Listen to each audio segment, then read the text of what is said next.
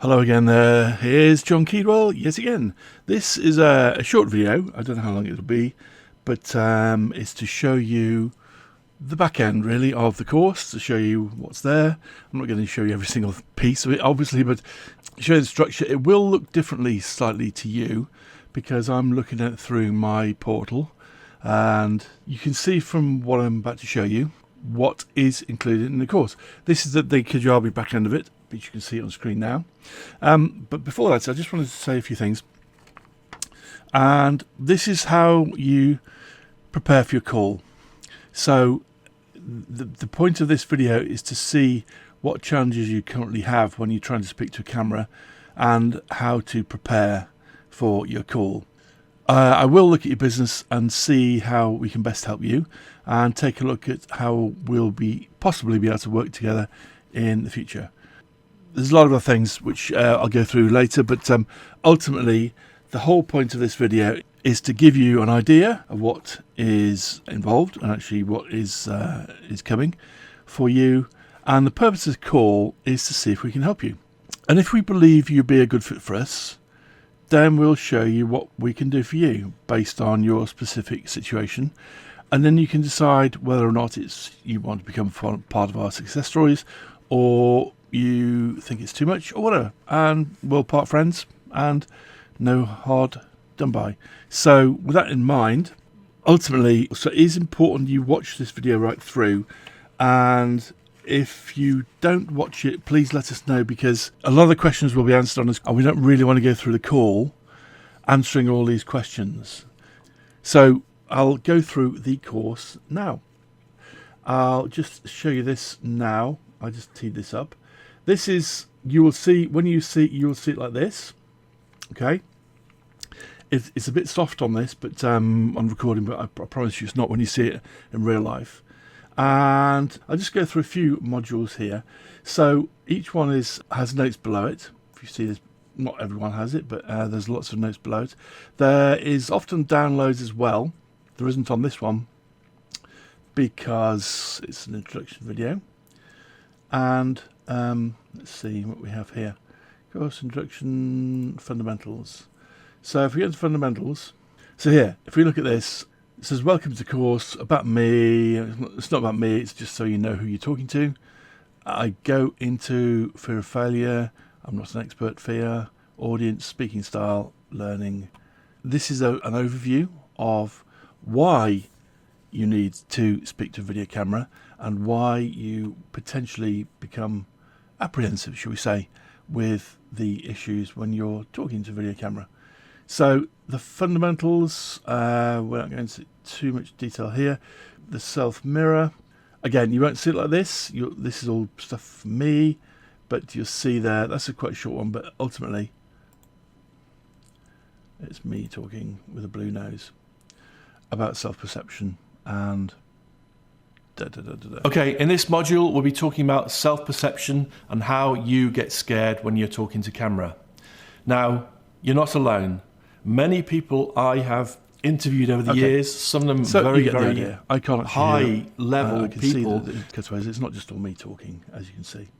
So we'll go back on that one. Let's go back to the fundamentals. The why and the how. We look at the why and the how. They're scared. I even know professional speakers who can talk to 1,000 people at a time, no problem. There are lots of visual things happening as well. It's not just me talking.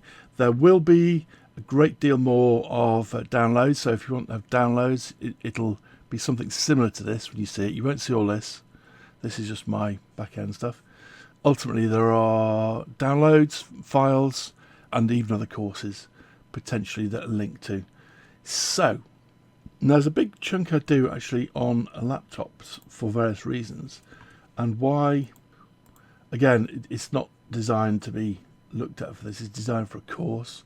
So anyway, I'll literally spin through the whole thing. Literally, welcome, self-mirror, the fundamentals, why, even what you wear. There is a PDF I've got of that, which is in more detail. How you're perceived. Repurposing content, so not having it as a video necessarily as well. You can make it as a PDF. You can make it as a MP3 as well for other people to learn. A bit about scripting, a bit about your visual style, script writing, making mistakes, and teleprompters. I don't personally use a teleprompter because I find that you are giving a wrong impression. I literally speak to people now, like now, I'm literally got a few notes in front of me, but ultimately there's no script. I'm just going from notes. So that's why there's some nice big pauses in the middle of it when I'm thinking what I'm going to say next. So being yourself is crucial in this business. Stage versus camera. Now this is a very, very interesting one because people say they'd rather, there's a quote from somewhere where they said most people would rather be dead than stand on stage talking to a load of people, which is a bit extreme, I must say. Having been on stage with many people and talking to many people, it is a bit daunting, I have to say, because there's several differences between speaking on video and speaking on stage, which I go into, and why they're fundamentally, it's a very similar thing in some ways, but very, very different in others.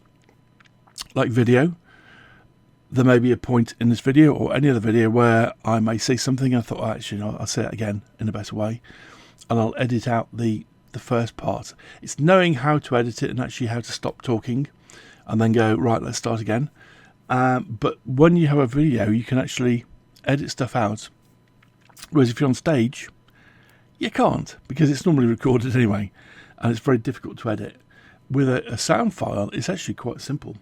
You can edit to the sound file as long as the visuals match, which is hard to explain, but it's something I do on a regular basis. I do say quite a lot, which I tend to take out because I find it shortens the video by quite some time. We then go into a bit of stage detail, plus and minuses, what the positives and negatives of each are. And so stage, plus and minuses, speaking to camera detail, plus and minuses. State is a very, very, very important part of this. It's actually becoming putting yourself in a state. Now that has different connotations depending on where you are in the world, but if you put yourself in a, let's say as an extreme, a depressed state, you'll appear depressed and you'll look depressed. There's a very famous Tony Robbins experiment with that, and they'll say, show me happiness, show me, and people go, hey, and show me depressed, and they instantly go into a ball, they go introverted, their head goes down, and you kind of go, it's a state. You can put yourself into a state, you can decide which state you want to be in, for want of a better explanation of a 3-hour video of Tony Robbins, but ultimately you choose what state you're in. And drugs don't really help, so what you have to do is have a positive outlook on life and actually kind of go, I can do this. And I teach you how to create your state, and this is good for job interviews as well, for example, or any kind of, if you're going for an audition or anything really where you have to speak to somebody and you don't quite know what they're going to say or ask. You can put yourself in a state and actually induce a state. Again, it's much more difficult for the short video, but ultimately, before you do anything, put yourself into a state and get yourself ready. Warm up is a very interesting one, especially for stage speakers. There's some very funny stories about that. Again, you think, what is a power rock ballad got to do with speaking to a video camera? Quite a lot, actually. It's putting you into a state of energy and actually singing your heart out to a really big, powerful rock ballad, ideally. It could be ABBA, it could be, Bon Jovi, it could be whoever. It could be Elvis, if you like, but it doesn't really matter, as long as it's powerful. Eliminating distractions, like the phone going off, or I've turned my phone onto silent right now. But smiling before you start, making mistakes, audience. Again, standing or sitting. Do you stand or sit? Some people say stand up when you do a talk or a video because you have a different energy. Here I go through cameras. I don't want to dwell too much on this. Again, it's me talking, But these, what you see, some of these are quite short videos, okay? And I explain this in the initial thing, and then I'll go into more detail in a PDF or. Okay, now I'm going to show you which camera some other. is going to suit you. Ultimately, it doesn't really matter what camera you use as long as it suits your purpose. There are many, many different cameras out there. When I wrote my book, I deliberately left out, this camera is really good, the Canon 5D or whatever, at the time, or this Panasonic or this Sony or, other makes available, Blackmagic or whatever, because by the time the book came out, they were superseded. Certainly for Sony, for example, and Panasonic, they are improving cameras all the time, and that's great. Technology moves on all the time. I remember seeing a 4K camera in the early days of professional, and it's a proper massive big camera, but the recording to record 4K video was about the size of a small bin with, I forget how many hard drives in there, it was about 8 or something maybe, all writing all at the same time. And the camera only recorded for about, I think, half an hour or so, maybe an hour, I forget now. But the whole thing then had to go sent to Germany to download it there, then cleaned and duplicated, then sent back to set. Now, that's now been superseded by a flash card. And this is 20 years ago, for example, in 4K. Now, you won't have seen that, but ultimately, the way technology moves on, it's quite extraordinary, actually. I'm amazed in my lifetime of things I've seen. Internet and computers and phones and GPS and whatever else. 4K television. I've even seen 16K television, which is quite extraordinary. 16K projection in movies, which is quite extraordinary, but you think there's a point where, well, how much can your eye see? Okay, I'm rambling yet again. So let's go back to this. I go to lighting. Lighting for me is a very big thing. I was doing this by myself. As a quick indication for the course, you see I've got the shadow there. And I've got the shadow against a bit of white of the wall. And I've got this side of my face against the darker part of the wall. I didn't like the background, I just lit myself, okay? Sadly, I left the light on here on my shiny head. But there we go. I'll have to live with that, I'm afraid. I'm not going to reshoot it all for that. I could spend lots of money in post-production and get rid of that, but hey, I've got a shiny head. So this isn't a mistake. This isn't just by chance that I've got this here. And the lighting is to make yourself look 3D on what is essentially a two-dimensional screen, ultimately. I go into sound recording. I go a lot into sound recording, actually, because it is vital. And I'll show you if I can find it. Let's get back to this. Okay, this is probably going to destroy the whole course now. So I'll go into several parts of the laptop as stages. Lighting, again, lighting techniques, background, cinema conventions. But sound recording is important. As a sound recorder said to me once, if you have a video with a sound recording on it, if something happens to the video, you've still got radio production. If something happens to the sound on a video, you've got a silent movie. When you put it like that, you go, yeah, actually, sound is actually very, very important.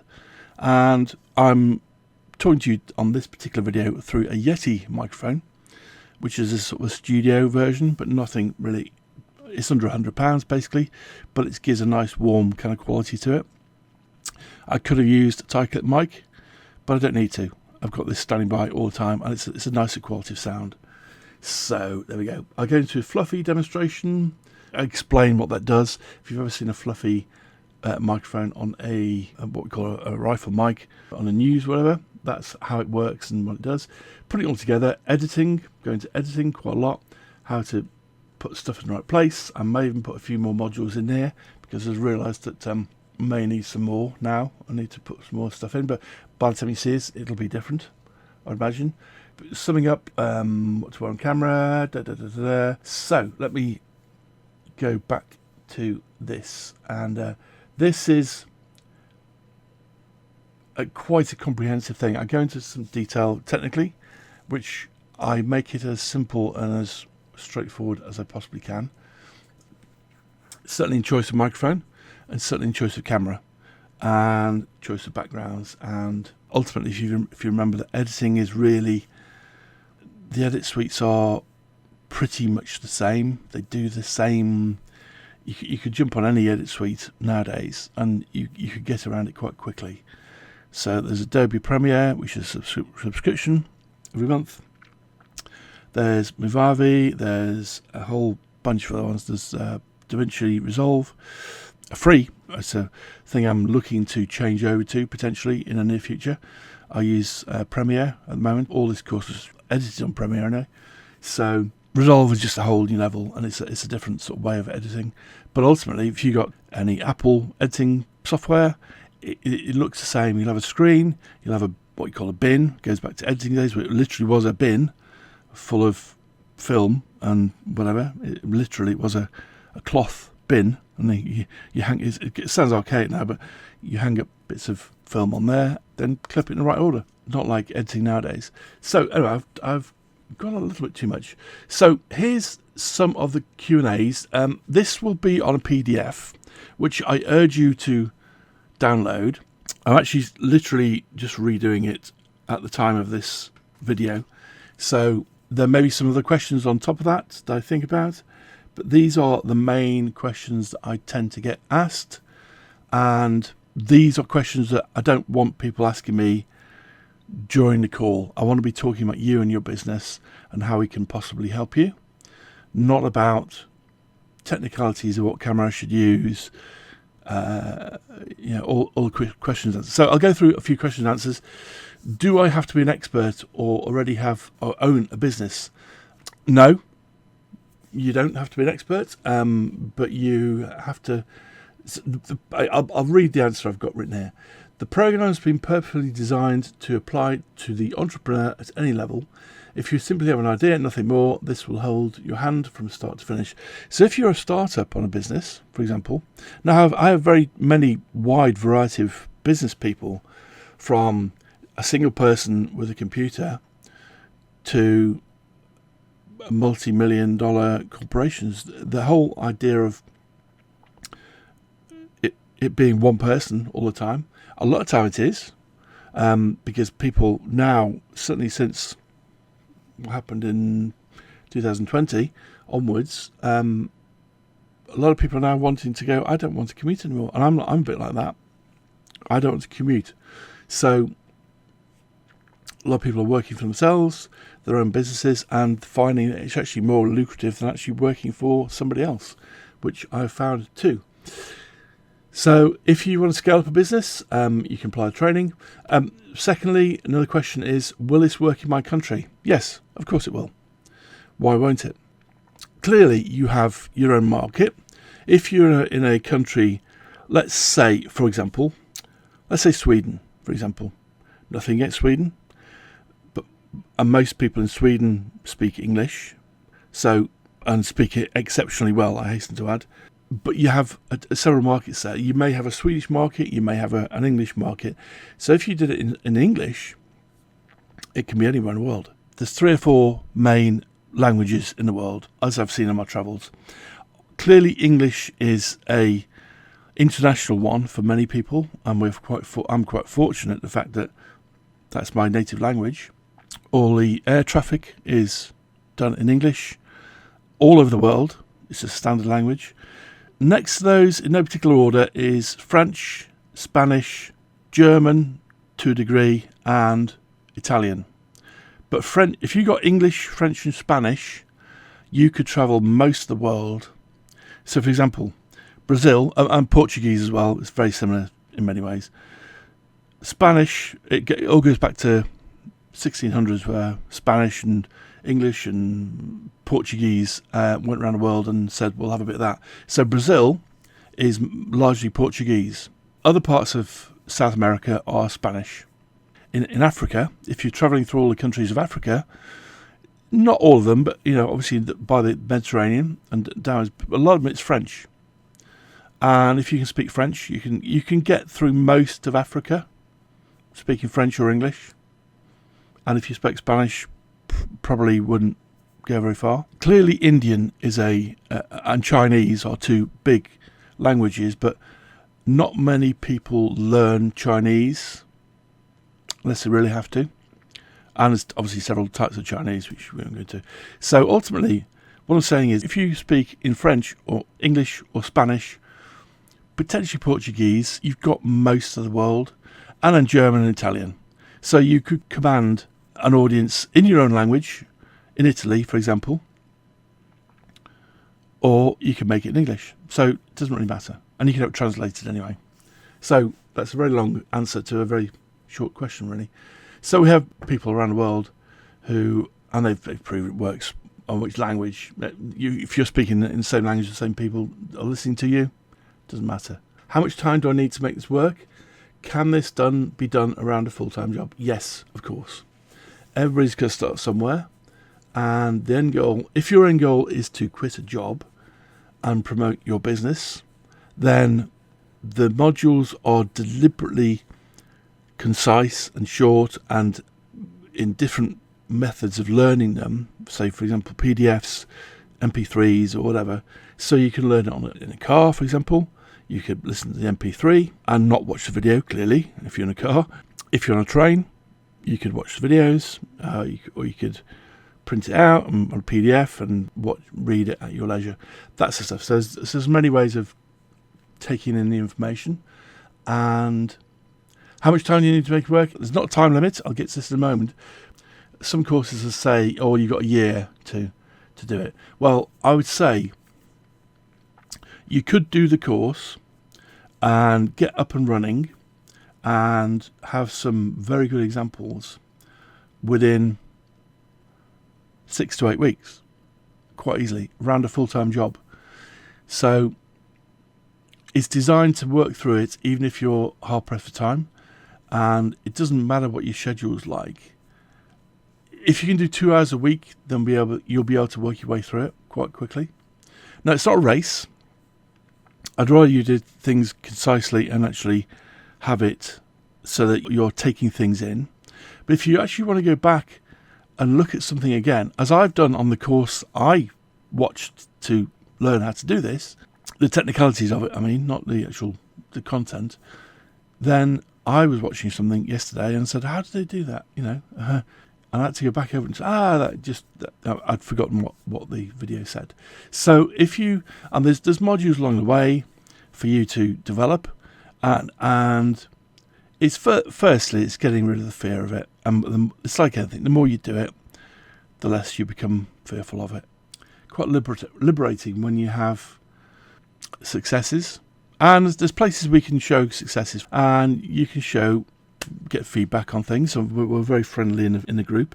Nobody else outside the group will see those. They won't go live. So you can show people what you do, and you'll get genuine feedback from people. And of course, then you can send me the video, and it's only me that sees it, and I can give you some feedback and say, okay, do this, do that. Very good in that department, but just if you did this. Now, there's some things I may not know and somebody else may know. I don't know everything. I'll be the first person to say that. So I'll get to the next question. I don't know what I need to say on camera. Should I wait until I do? Well, no, that is kind of cart before the horse, really. The training will identify what you want to say and how you say it. And there's some ways of doing it and some ways of not doing it. It's like anything. And if you go with the rules, in inverted commas, it's like having driving rules. You drive on the left of the road or you drive on the right, depending on which country you're in. And if you deviate from the rules, you can do. Rules are to be broken in some respects. In filmmaking, they do it all the time. In music, they do it all the time. But ultimately, if you wait until you work out what you need to say, that will come with a script. And we go through that, scripting it and actually making it as concise as possible. Obviously, I have written a script for this, which is why this is going on a little while now. If you've got an offer, again, this is for people who are starting out on this journey. So you may be in a business where you have an established business, or you may have a startup Or you may want to do stuff on TikTok, for example, which is a different thing. And if you want to be a TV presenter, well, that's another thing. That's completely different. However, you're taught to grow your audience as you go and not worry about what to say before you say it.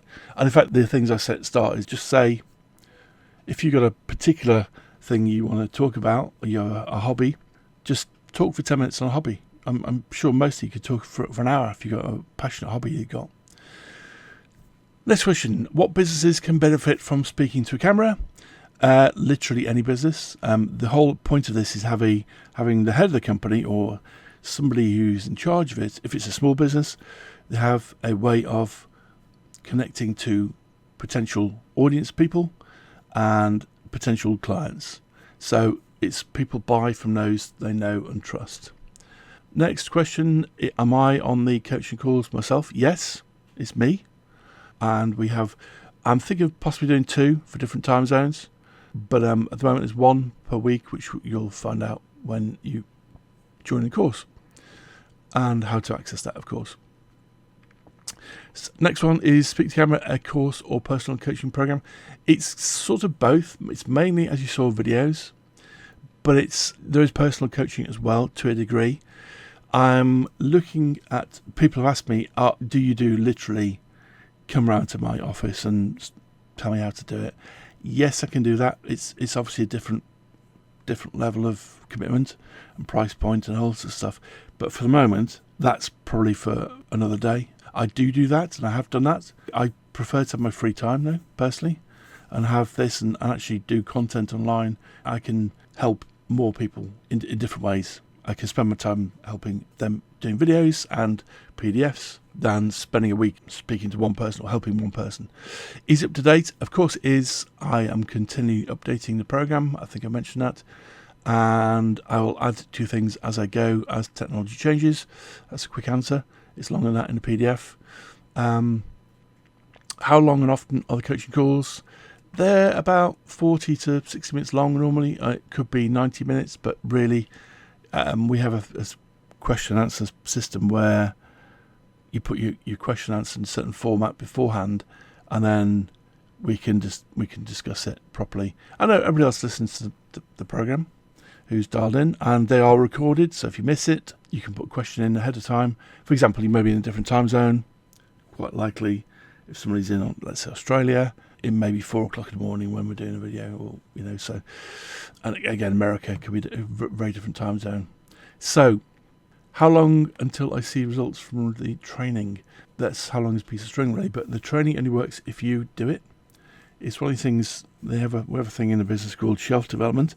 You can buy a book and it'll develop your shelf if you don't read it. You don't get clever by not reading a book if you bought it. So if you don't do anything with it, nothing will happen, clearly.